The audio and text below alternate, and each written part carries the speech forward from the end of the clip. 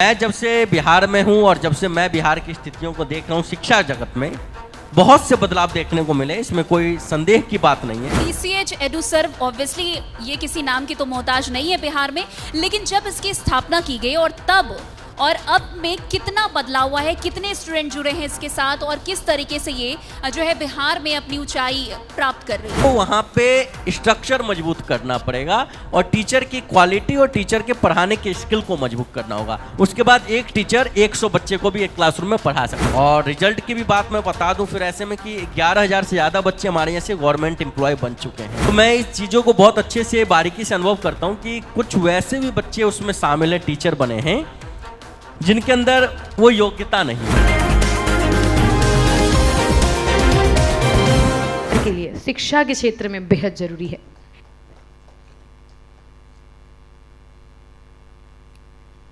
इस शब्द के साथ अगर चले तो बिहार में शिक्षा के स्तर में काफी ज्यादा बदलाव हुआ है और शिक्षा की जब भी बात होती है तो उसमें शिक्षक का रोल काफी इंपॉर्टेंट जो है प्ले किया जाता है। आज हमारे साथ एडुसर्व के जो है हेड यानी कि जो शिक्षक के कहते हैं कि शिक्षक सबसे बड़ी पूंजी होती है किसी छात्र के लिए, आज हमारे साथ वही शिक्षक मौजूद हैं, सौरभ झा सर। आपका बहुत बहुत स्वागत करना चाहेंगे हमारे साथ इस स्टेज पर आप मौजूद हैं। तो सबसे पहला सवाल मेरा यही होगा कि बिहार में जो शिक्षा का स्तर है वो किस हद तक अभी बढ़ा है और किस हद तक चेंज हुआ है पहले के मुकाबले अभी।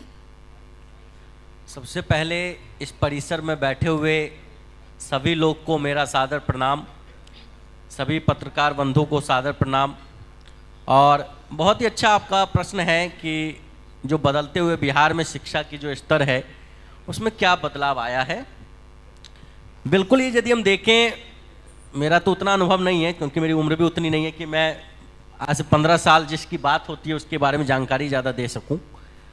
तो मैं जब से बिहार में हूं और जब से मैं बिहार की स्थितियों को देख रहा हूं, शिक्षा जगत में बहुत से बदलाव देखने को मिले, इसमें कोई संदेह की बात नहीं है।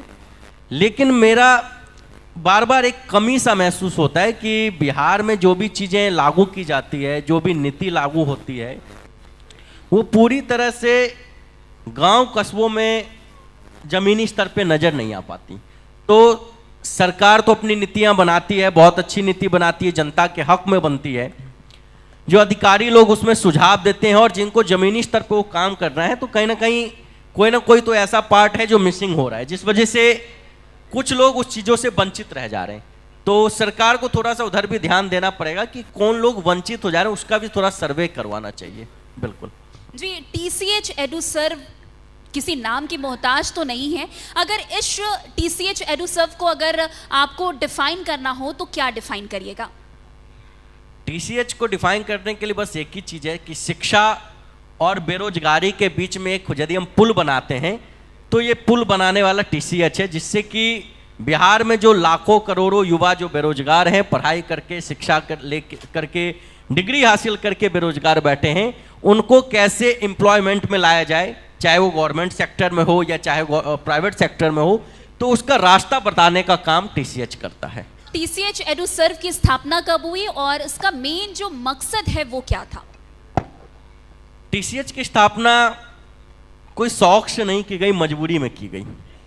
जब मैं पढ़ता था कई सारी कमियों को मैंने देखा और देखा कि जो बच्चों को चाहिए, जिस चीज़ के लिए बच्चे बहुत दूर से आते हैं, गांव से आते हैं, दूसरे शहरों से भी पढ़ना आते हैं, तो ऐसे में जो चीज़ें उनकी रिक्वायरमेंट है, एक बार बच्चे पढ़ते थे उनको कई तरह की कमी रहती थी, उनको रेगुलर टेस्ट सीरीज नहीं मिल पाना, उनको कॉन्सेप्ट क्लियर नहीं होना, उनको डाउट क्लास नहीं मिल पाता था, और कैसे बच्चे एग्जाम को अटेंड करें ताकि उनके अंदर किसी भी तरह का नर्वसनेस ना हो। तो इन सब चीज़ों में जो कमी देखा उसके लिए टीसीएच का निर्माण हुआ। और जब टीसीएच की निर्माण हुई, जब मजबूरी में मुझे करनी पड़ी, तो उस समय कोई ऐसा कारवा नहीं था। उस समय चंद 5-7 विद्यार्थियों से हमने शुरू किया था और आज तो ये तादाद अभी हजारों विद्यार्थी मेरे गवर्नमेंट एम्प्लॉय हैं। तो आप समझ सकते हैं कि कहाँ जा चुका है ये कारवा। टीसीएच एडुसर्व ऑब्वियसली ये किसी नाम की तो मोहताज नहीं है बिहार में, लेकिन जब इसकी स्थापना की गई और तब और अब में कितना बदलाव हुआ है, कितने स्टूडेंट जुड़े हैं इसके साथ और किस तरीके से ये जो है बिहार में अपनी ऊंचाई प्राप्त कर रही है? देखिए, बदलाव तो संसार का नियम है, कहा ही जाता है कि परिवर्तन ही संसार का नियम है। हम लोग भी डेली कुछ ना कुछ सीखते हैं और बच्चों के फेवर में क्या चीज़ें किए जाए जिससे कि बच्चा का भविष्य अच्छा हो, उसके लिए हमारी टीम पूरी, जो फैकल्टी की टीम हो या मैनेजमेंट की टीम हो, पूरी प्रतिबद्ध रहती है।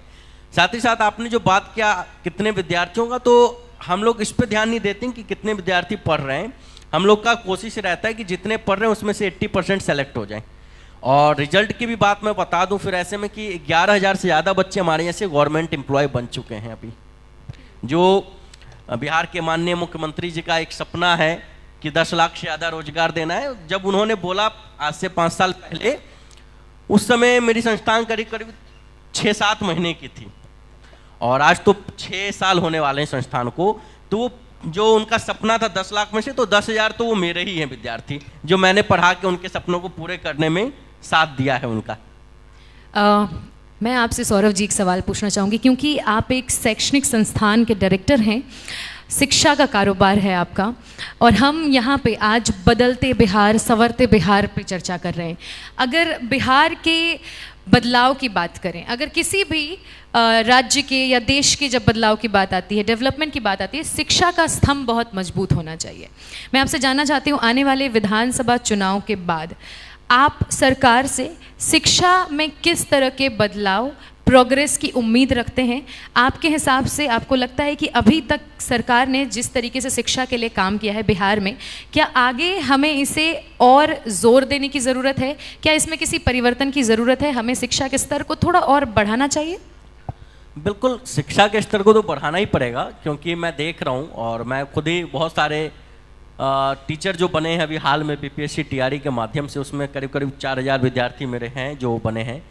तो मैं इस चीज़ों को बहुत अच्छे से बारीकी से अनुभव करता हूँ कि कुछ वैसे भी बच्चे उसमें शामिल हैं, टीचर बने हैं, जिनके अंदर वो योग्यता नहीं है। मतलब हो सकता है उनके पास नॉलेज बहुत हो लेकिन डिलीवर करने की क्षमता नहीं है। तो मेरी सरकार से एक ये उम्मीद रहेगी और मेरा अपना आग्रह भी रहेगा सरकार से, जो भी मंत्रालय में हो, शिक्षा मंत्रालय देखेंगे उनसे, कि जब आप किसी की बहाली करके ज्वाइनिंग कराते हैं, हर क्षेत्र में होता है कि उसकी ट्रेनिंग होती है 3 महीने 4 महीने की जी। तो टीचर वाले में भी जो डाइट वगैरह का चलता है, उसमें मैं देखता हूँ मेरे बच्चे जो जाते हैं वहाँ, वो बताते हैं कि वहाँ पे वो चीज़ होता नहीं है, वहाँ कुछ और होता रहता है।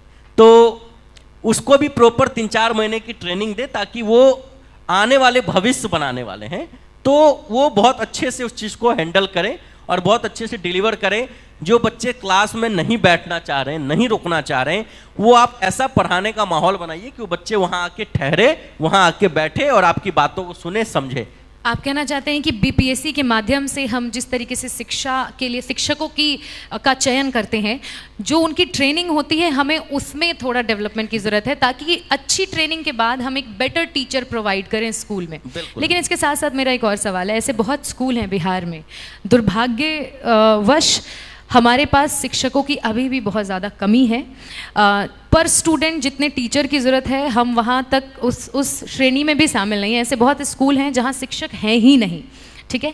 ऐसे जगह पे हम प्राइवेट संस्थानों की तरफ जाते हैं, क्योंकि हमें सरकारी स्कूल से पढ़ाई नहीं हो पाती, हमें वो डेवलपमेंट नहीं मिल पाता है। तो क्या आपको नहीं लगता है कि पहले बहाली में ही थोड़ा बढ़ावा किया जाए, ट्रेनिंग तो फिर भी उसके बाद आ रही है, शिक्षक ही नहीं है तो हम ट्रेन किसको करें? नहीं, ऐसा नहीं कहा जा सकता है कि शिक्षक नहीं है, शिक्षक तो फिर भी बहुत है। लगभग 2.25 लाख की बहाली हुई है, कम नहीं होती है। यदि हम उस चीज़ को देखें तो ऐसा नहीं कि एक टीचर सिर्फ 30 बच्चे को एक बार में पढ़ा सकता है। आप देखते होंगे बहुत से अभी टीचर ऐसे हैं जो प्राइवेट पढ़ा रहे हो, एक बैच में 200-200, 400-400 बच्चे, 1000 बच्चे भी पढ़ा रहे हैं, और आप उनकी क्वालिटी पे उंगली भी नहीं उठा पा रहे हैं। बिल्कुल। तो फिर ऐसा नहीं है, आपको वहाँ पे स्ट्रक्चर मजबूत करना पड़ेगा और टीचर की क्वालिटी और टीचर के पढ़ाने के स्किल को मजबूत करना होगा। उसके बाद एक टीचर 100 बच्चे को भी एक क्लासरूम में पढ़ा सकता है, बशर्ते उस क्लासरूम में डेस्क, बेंच, स्मार्ट बोर्ड, ये सारी चीजें होनी चाहिए। ये नहीं कि बच्चा घर से बोरा लाए, हाँ, घर से बोरा लेके नहीं आना पड़े उसे। हाँ, बिल्कुल, मैं सहमत हूँ आपकी बात से। अगर हम टीचर्स को ट्रेनिंग बेहतर देंगे तो डेफिनेटली वो पढ़ा अच्छे तरीके से पाएंगे। बिल्कुल। आप पिछले कई सालों से शिक्षा के क्षेत्र में हैं, क्या आपको लगता है कि अगर प्राइवेट एजुकेशन को हटा दिया जाए तो क्या सरकार गवर्नमेंट तरीके से बेटर एजुकेशन प्रोवाइड कर रही है जितना एक स्टेट को ज़रूरत होती है? अगर हम प्राइवेट सेक्टर को शिक्षा के रास्ते से हटा दें कि there is no institute, private institute, हम सिर्फ सरकारी स्कूल में पढ़ें, सरकारी शिक्षा लें, तो क्या ये हमारे लिए पर्याप्त होगा? सरकार से निवेदन है कि ऐसा ही वो करें, कोई मुझे इसमें आपत्ति नहीं है, बशर्ते इसमें सरकार की नीतियों में फिर कोई काम फ्लॉप नहीं होना चाहिए। हम प्राइवेट वालों को मजबूरी में आना पड़ा है, अच्छा, काम सरकारी का था, हम उनसे- टैक्स पे करते हैं इसलिए कि हमारे बच्चे या हम लोग को सभी चीज़ें अच्छी मुहैया हो जाए। हम लोग बीमार होते हैं तो जो फाइनेंशियल ठीक है वो गवर्नमेंट हॉस्पिटल की तरफ नहीं जाते हैं, वो प्राइवेट में जाते हैं। हमारे आस पड़ोस में जो बच्चे हैं जो शहरों में, वो आंगनवाड़ी में नहीं जाते हैं, वो प्ले स्कूल में जाते हैं।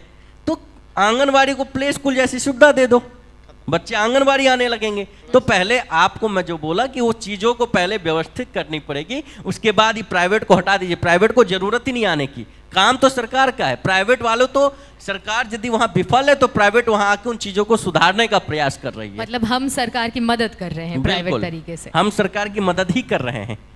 चलिए, बहुत बहुत धन्यवाद। आपकी बातों से मुझे समझ में आया कि हमें अपने मैनेजमेंट, आपकी गुजारिश सरकार से आने वाले विधानसभा चुनाव में शिक्षा मंत्रालय से यही रहेगी कि मैनेजमेंट पे ध्यान दिया जाए, बिल्कुल बिल्कुल। ट्रेनिंग पे टीचर्स के ध्यान दिया जाए, और मैनेजमेंट सुधरेगा तो शायद शिक्षा का स्तर भी सुधर जाएगा। बहुत बहुत धन्यवाद सौरभ जी, बहुत अच्छा लगा, आपके विचार और विमर्श काफ़ी बेहतरीन थे। हम आपसे विदा लेना चाहेंगे। Thank you so much for your time. Thank you.